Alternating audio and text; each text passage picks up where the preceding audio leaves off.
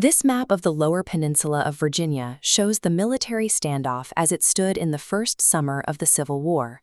By July 1861, the Union held Fort Monroe at the tip of the peninsula, while Confederate forces established a defensive line near Yorktown. Between them lay two amateur armies that had never seen a major campaign. If we look at the gap between the Confederate camp at Young's Mill and the Union base at Newport News Point, we find miles of woods and marsh. Neither commander could yet destroy the other, leaving this stretch of country as a silent no-man's land patrolled by restless volunteers. In this environment, the battlefield functions as an ethics laboratory. When the lines are static, the primary threat to a warfighter isn't necessarily enemy fire. It's the grinding, chaotic force of his own boredom.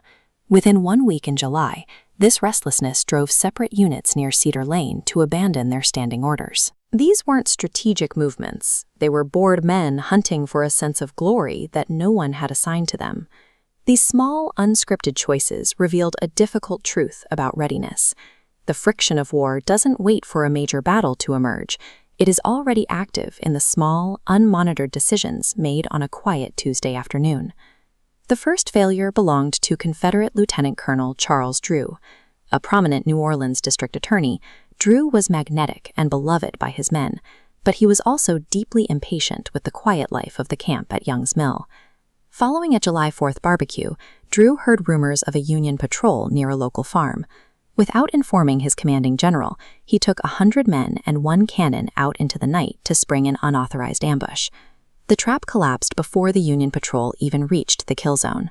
A nervous soldier fired early into the brush, reportedly at a snake, and the plan dissolved into a blind exchange of fire in the dark.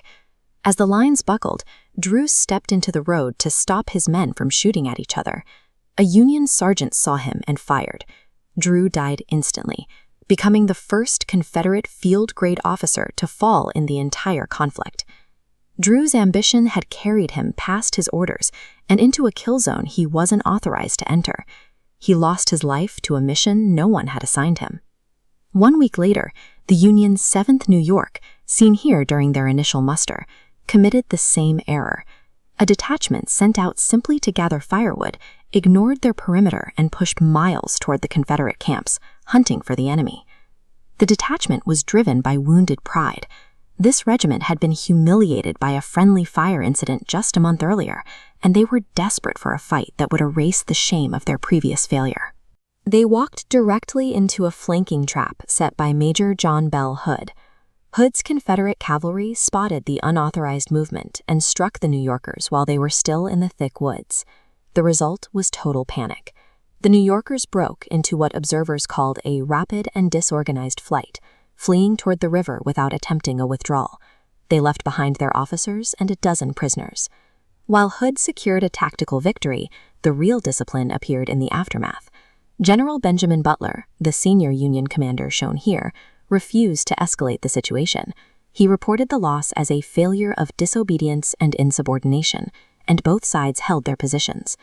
These skirmishes didn't change the course of the war, but they exposed the difference between amateur ambition and the hard, quiet restraint required of a leader when their pride is stung.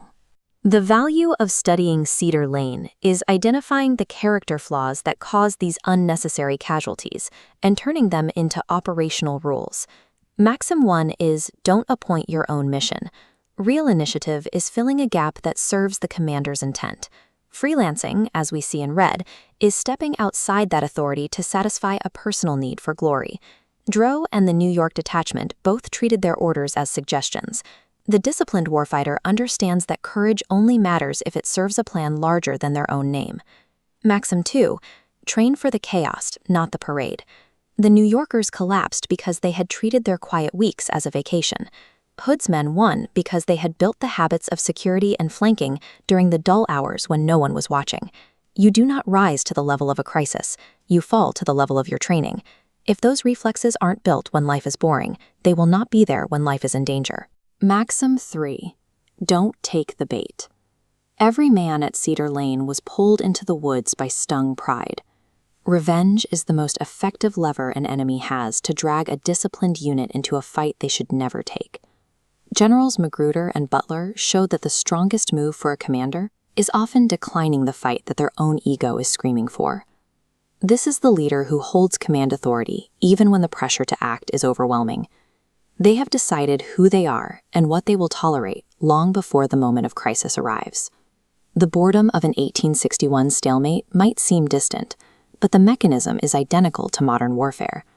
As technology compresses the decision timeline from days to milliseconds, there is no longer time to figure out your ethics in the moment of crisis. The woodlots of 1861 prove that when the window to act shrinks to a fraction of a second, you won't find your character. You only find the habits you've already built.